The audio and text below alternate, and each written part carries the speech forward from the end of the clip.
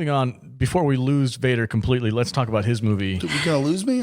You're lost already. He's just getting in. Yeah, I'm trying to wake up. All right, you chose this week the Arnold Schwarzenegger 1987 Predator. Yeah. Why did you pick it? Tell us about your movie, man. Why did you pick this movie? And you always ask me this question, and you think I'm going to come up with some deep answer about why I picked this movie. It took 15 minutes for Kadish to tell us why. And the theme of the week was alien movies, and I'm like, we can do aliens. Oh, Predator. That's cool. Let's watch Predator because that's a cool movie. So it's because it's cool. Because it's cool. Because the Predator came from outer space. And he's an alien. It's like. I didn't put a lot of thought into it. It's just. Is it like one of your favorite movies? Oh, for sure. Yeah, okay. Absolutely. It's a great movie. I love it. Can you tell us what it's about? Yeah, it's about a predator who comes to the planet Earth, and he's hanging out in the jungle, and there's some CIA Army shenanigans going on in the jungle with gorillas and stuff, and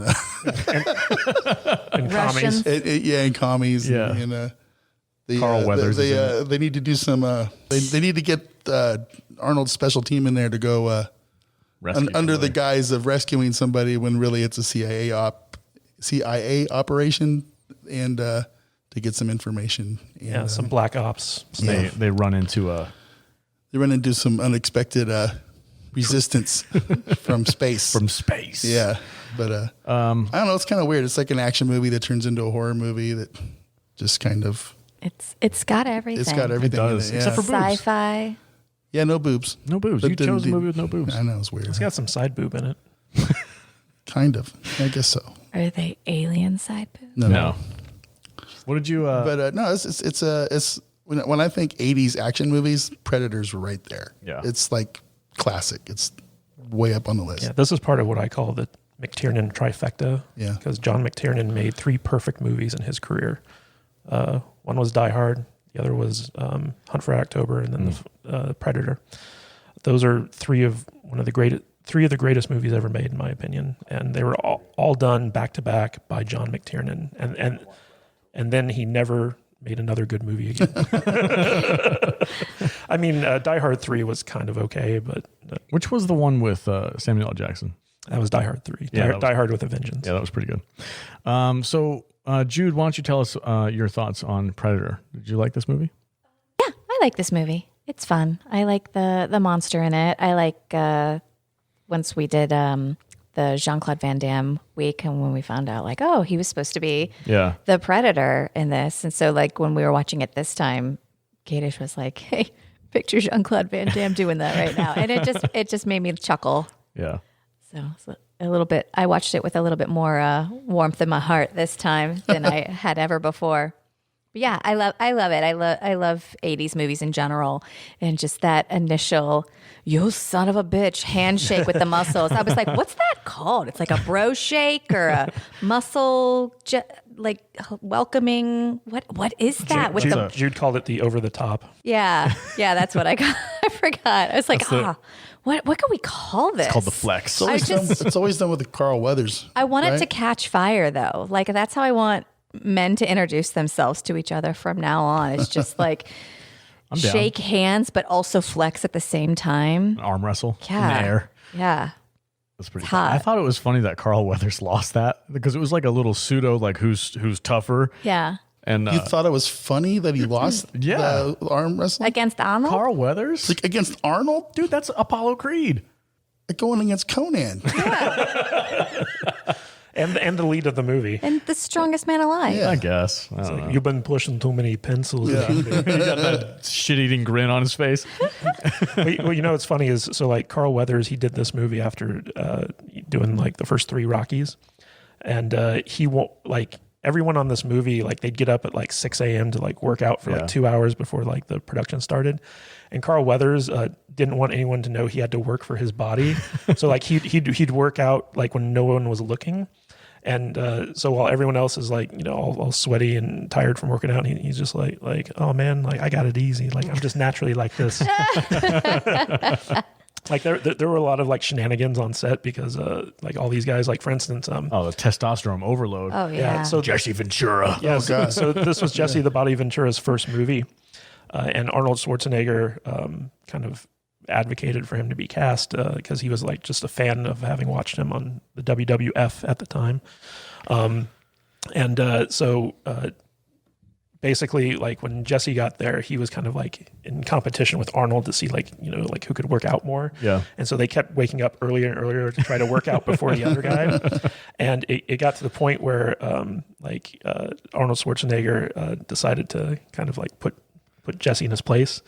And so he bribed the wardrobe department to tell Jesse that his arms were 2 inches thicker than Arnold's. And so like the wardrobe department, like, you know, when they're measuring them for their outfits, and they're like, oh, did you know that your muscles are about 2 inches bigger than Arnold Schwarzenegger's? And Jesse Ventura's like, really? and so like while they were working out one day, Arnold Dudes are so funny. Arnold was giving Jesse some you know, like some shade over,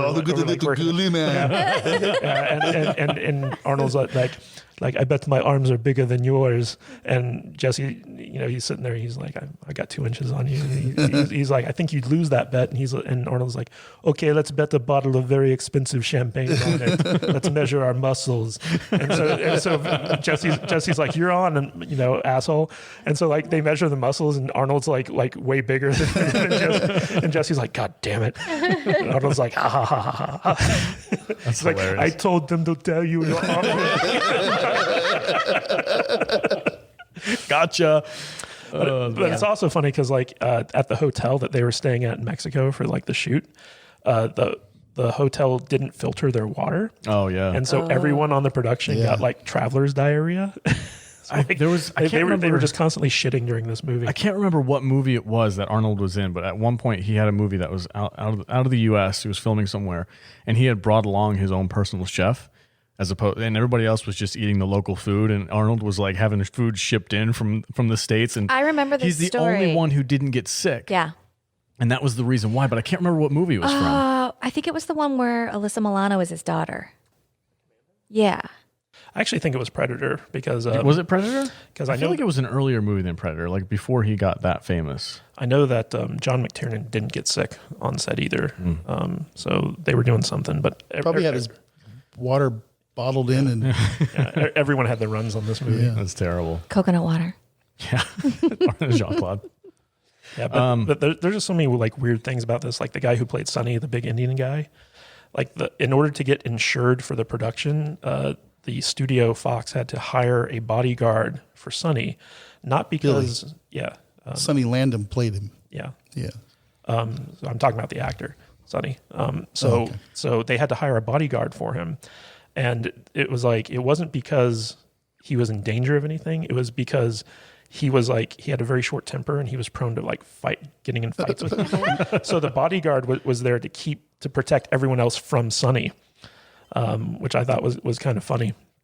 And like you just have this like pure testosterone driven movie. In fact, at one point, so my favorite scene in this movie is where Blaine, Jesse Ventura, gets killed, and Mac runs up, picks up his Gatling gun, and just starts firing into the forest. And then everyone else shows up in the squad and just starts firing into the forest.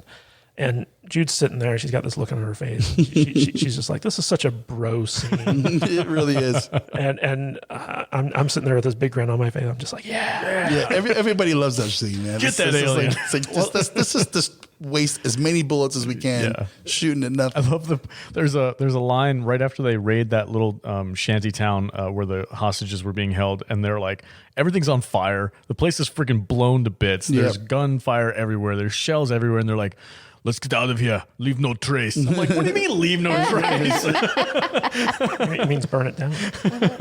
But the thing I love about this movie, it's such a wonderfully well-written movie and perfectly structured. But that scene, like part of what makes this movie work is that the unit, the Dutch's, commando unit, their characters are so well defined, and it's done in such a subtle way. Like in any other movie, when Mac's firing that machine gun into the forest, you'd have people run up and stop him. It's like, what did you see? You know, like they'd want to know why he was firing it.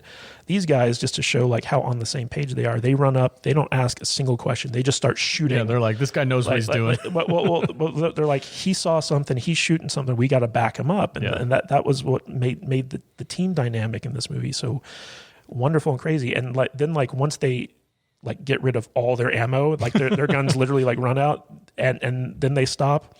And they even take like a few minutes to just wait and like see if there's anything moving still.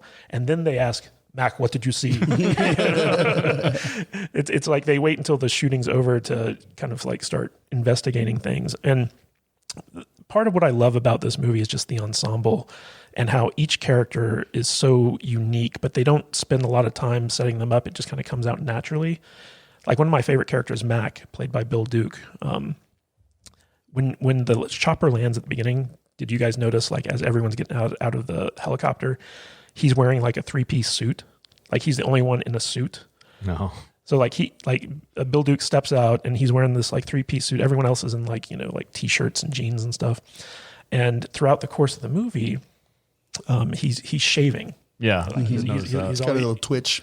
He's always shaving. But if you think about it, like Bill Duke's take on his character was like, oh, this guy's a dandy.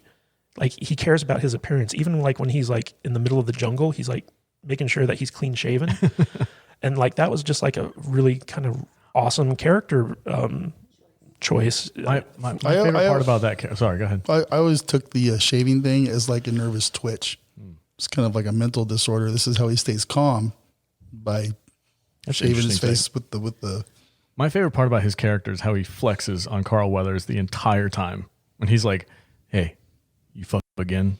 Yeah. I'm going to slice you. I'll bleed you. I'll bleed you out, and you're just going to lay here real quiet.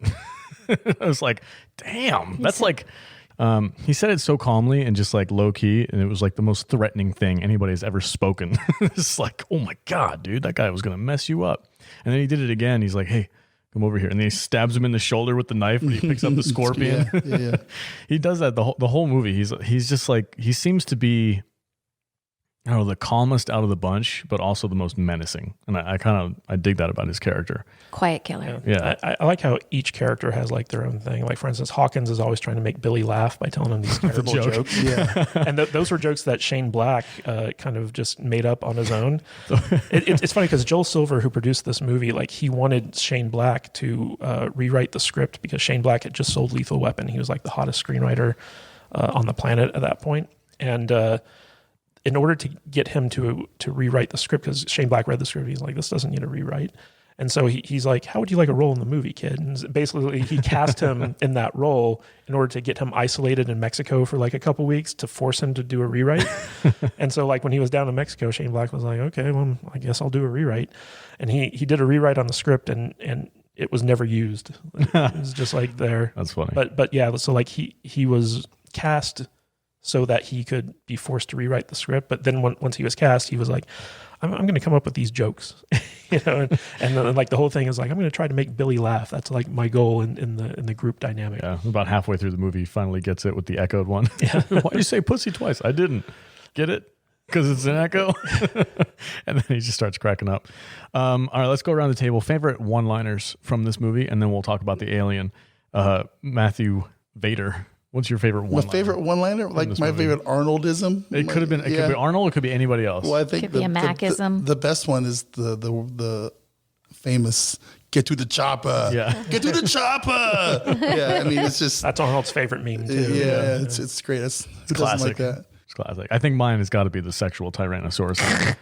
Yeah, Bunch of slack jawed. I can't even say the whole line, but that Strap second half this was on like, your sore ass blank. like Jesse Yeah, Ventura's one-liners in this movie are on point. I can totally appreciate that because I love it when 80s movies crack that barrier that no movie is allowed to crack anymore, and by simply saying a stupid word. Yeah, it's good. So, it makes me. It's a good feeling to be just kind of let loose. Jude, what's your favorite one-liner from this movie? I love that initial "you son of a bitch" before the handshake. It's just the handshake is my favorite. So it's the unspoken quote. Right on. And Kadish, you got a favorite one-liner from this movie? Yeah, it's the part where Poncho and Blaine are kind of looking at one of the Russians who's like hiding in the jungle, and he's kind of fortified. And Poncho's like, Blaine, you're hit. And he's like, I ain't got time to bleed. I ain't got time to bleed. Yeah, and then he's like, you got time to duck. So like that I ain't got time to bleed line is one of my favorites. There's so much about this movie that I just find like perfect. Yeah. Like it's a perfectly structured movie. If you look at the first act as an introduction to the characters, and they set up the mystery of, you know, what happened, like what's out there in the jungle. And then the second movie, it's straight up like, you know, Deadliest Game, which was one of the influences like for the writers of this movie, where it was like the deadliest game with an alien. And when they pitched it to, you know, to Hollywood, it was like, this is Alien in the jungle. Yeah. So like the Ridley Scott Alien movie in the jungle. When I was reading up a little bit about some of the stuff about this movie, what I found fascinating was they've put that little blip in the beginning of it when the credits are rolling at the start with the spaceship coming in around Earth and the little pod pops off. They put that in after. That wasn't part of the movie. Yeah, that was a part of the test screening. Yeah, and I kind of thought, man, that would have made a completely different take on the movie if they had left that out. Yeah. And I kind of wish they had. You know, because I feel like it was a necessary addition. I don't know. I don't think it would have been. I don't think it's necessary This at all. beast It in the just would jungle. have given you a little different perspective on what's happening. It's Would it be like a Bigfoot thing? Like this thing has always been in the jungle. We're just now finding it. That no, kind of thing? I would have thought, oh well, it's obviously some kind of alien. Oh, But okay. Yeah, I mean, originally it was intended that the reveal of the alien hunting them was going to be like a big surprise. But you know, us looking back on it, knowing like having a history with this movie, it's a bit of a different take because I think at the time when people were looking at the test screenings, the alien just kind of comes out of nowhere and they're just like, what? You know, so like having it kind of set the stage at the very beginning with that opening shot of the spaceship going by Earth, kind of fixed that issue for the audiences at the time. But the great thing about this movie is like the third act, I mean, there's almost no dialogue in it. It's just Arnold versus the alien. And it's like the structure of this movie, the pacing of it. Like a lot of people kind of complain that the first act is kind of slow, but I feel like it sets up everything that needs to pay off later on in the movie. Yeah, I disagree with that. I think the opening or the first half of the movie is it wasn't perfect slow setup. at all. Yeah, and what's really interesting is that, so we all talked about how Jean-Claude Van Damme was supposed to be the guy who played the Predator. And it turns out that the original suit that they got for the Predator just didn't work. Like it was laughable almost. And so they had to fire Jean-Claude Van Damme and halt production for like 6 weeks in order to redesign the Predator suit. And this did a couple things. So first of all, Stan Winston, who was working on Monster Squad at the time, was hired by the production at the insistence of Arnold Schwarzenegger to redesign the Predator outfit. And basically, at the time, Stan Winston was doing like a promotional tour with James Cameron for the movie Aliens, the sequel, because he did all the creature effects for that. And while they were on a plane ride to Japan, they were sitting next to each other, and Winston was like sketching out ideas for the Predator. And James Cameron was like, "What are you doing?" He's like, "Oh, I just got hired to do this emergency fix for this movie at the time it was called Hunter." And he's like, we got to come up with an alien, like, you know, hunter type creature. And so James Cameron actually helped him design the look of the Predator. That's cool. And while Stan Winston's studio was like doing this rush job on getting like the new Predator designed, production was halted. Arnold Schwarzenegger went off and got married to Maria Shriver.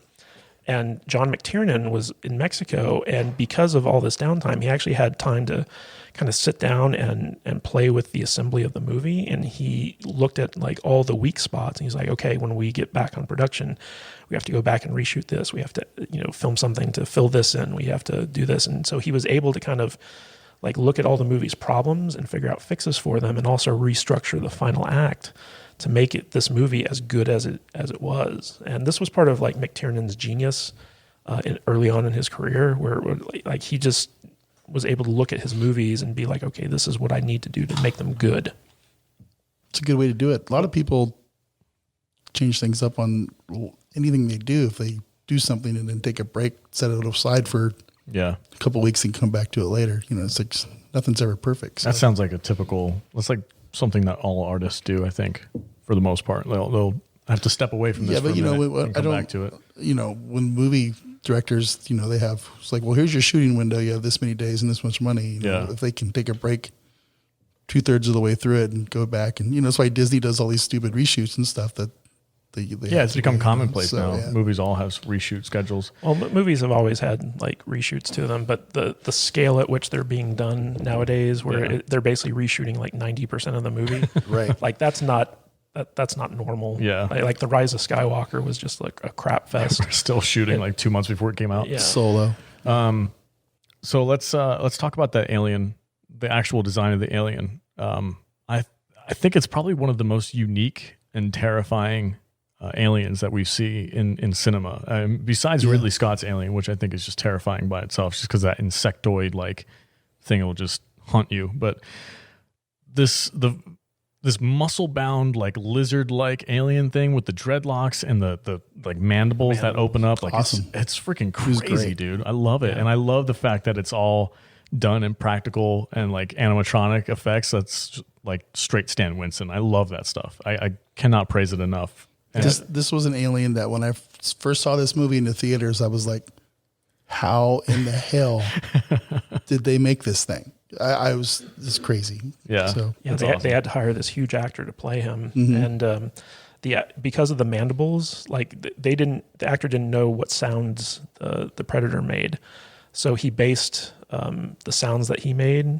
like the clicking, popping, like the actor came up with that. The actor came up. That's with not that. like post production. Well, I mean, he did it in post-production, but like he kind of conceptualized it based off of horseshoe crabs because of the mandibles. And he was like, I grew up on this beach, and the horseshoe crabs, like when you'd pick them up and turn them upside down, they'd make this like clicking, popping, gurgling makes sound. sense. That's so creepy. And so that's what they based the Predators off of. Wow. I like it. That's a nice knowledge drop, man. Good. Yeah, and I mean, there's a lot of interesting stuff. Like the way that they made the invisibility effect in the movie was like they'd shoot it with one lens, and they'd reshoot it the same scene with like a different anamorphic lens, and then they would superimpose them on the top. So like the distortion effect is basically just like two different kind of lens apertures mashed on top of one another with a chroma key. And because of all the green in the jungle, they couldn't do green or blue. So like the Predator's chroma key stuff was all done in red and had to be like filtered out and then replaced with like the different aperture stuff. And it was just really interesting. Like the Predator blood was glowing green. Yeah, if it bleeds, it can. What does he say? If it bleeds, we can kill it. We can kill it. Yeah. Like those glow sticks that you break them and they glow up. Like it was just that mixed with like oil, or petroleum jelly. Makes sense. That's awesome. It's become such a classic, like Yeah. the first one, and they've tried to recreate it a handful of times, and it just doesn't work. I can't remember. This is the only one that I feel like is a good Predator movie, except for maybe. I don't agree. You like the other ones? Well, this last one that came out was a big pile of crap. The Shane Black one. But yeah, the Predator 2 with That's a guilty pleasure. yeah, Really? Danny Glover. that's a fun movie. I can't stand that movie. And I like the one, I don't remember the name of it, but the Predators? one where they went to the Predator planet. Oh, with Adrian Brody. Yeah, I did like that movie. I thought that one was kind of fun. I just like this whole world that they made, and I like how they kind of joined it up with the Aliens franchise. And I think they kind of jumped the shark a little bit, but I do like the fact that it there's some really cool like Dark Horse comics that are the comics are great. yeah, that kind of fill in all that stuff. Did you ever read the comics, the comic adaptation of the second movie? I don't think I have. So like they put out the comic version of Predator 2 before the movie came out, and I read the comics, and the comics were like freaking brutal, man. Yeah. Like they were really good. And then I saw the movie, and I was like, oh, the movie's not that great. But like over time, I've come to like love Predator 2 based off of just it being a guilty pleasure film. Yeah, exactly what it is. Yeah, I never liked it. I thought it was kind of goofy, a little too hijinksy. you fell in love with bad taste after you watched the second half of it. So No. I don't have any. That's a terrible. You ruined your terrible movie. credibility. I appreciate it. Yeah. Like I had credibility anyway. Yeah, you didn't like Goonies. I don't like Goonies. Yeah, there's something wrong with you. At least there's no kids in these movies. God, wouldn't Yeah. that ruin it if a kid came out and just beat the Predator because the Predator was so incompetent that the kid was allowed to beat him? That would have There was pretty bad, huh? There was a kid in the latest Predator. So Yeah. See, it was a bad movie too. I've only seen clips of that movie, this Asperger's newest one, syndrome. and it It's just bad. I dragged my Jude to the God. theater for that one, and she spent like $200. on booze. Well, we went to a luxury theater, so she It spent, made me buy like some $20 bottle of water. And I was like, yeah, well, you that's know what? annoying. Just bring me the $300 bottle of vodka while you're at it. All right. she was like, Matt, I'm going to treat you this time. She instantly regretted it. Let's wrap this movie up. Jude, do you have any final thoughts on this Predator movie? No, I don't think so. It's a good flick. Yeah. Good 80s action flick that has a little bit of everything. It's sci-fi, it's kind of horror-y, it's action, it's got Arnold, it's got Carl Weathers. You know, can't go wrong. Can't go wrong. That's a good way of putting it. Vader, final thoughts on this movie? It's a 80s classic for me. Makes me feel more manly every time I watch it. Need a testosterone boost. Throw Predator in your VCR and have a good time. VCR. It's a very bro movie, as Jude Yeah, would for say. sure. It is. It's very bro. Yeah, my final thoughts. I'm with you guys. I love this movie. It's such a fun watch, and it doesn't matter when you watch it. You can sit down, eat dinner, and watch this movie, or have a drink, or have a beer, or whatever. It doesn't matter. It's just throw it in anytime. And you know it's what's tons of funny fun. is like, it's a very timeless movie. Yeah. Right? Like watching it, like there's little hints that it was made in the 80s, but at the same time, it's like you could watch. I mean, you watch this movie today, it could have been filmed last year. It's one of those movies that if they ever decided to remake, fans would probably have a rebellion. It's like, no, you don't need to remake that. There's movie. no reason Leave it to, alone. yeah. You know, so Like you say, it's an 80s classic, but I would argue that it's actually a classic. Yeah, Like- for like, sure. Like it's a movie that you could watch it a 1,000 times, and it's just as good on the thousands of views. where is this movie on your list of greatest movies? Yeah, please tell me it's better than Bad Taste. Oh yeah, definitely. I mean, like it's just it's an incredibly well made movie, and like I said, John McTiernan made 3 perfect movies, and this is one of them. Yeah. And you know, I never get tired of watching this movie. I love it. It's probably in my if I ever have to have like a top 3 Arnold movies, this one's right up there with Conan and Terminator. I think probably Conan, Terminator, and Predator would be my 3 Arnold movies if I had to choose. I'm here. Yeah. Kill me. I'm here. Kill me.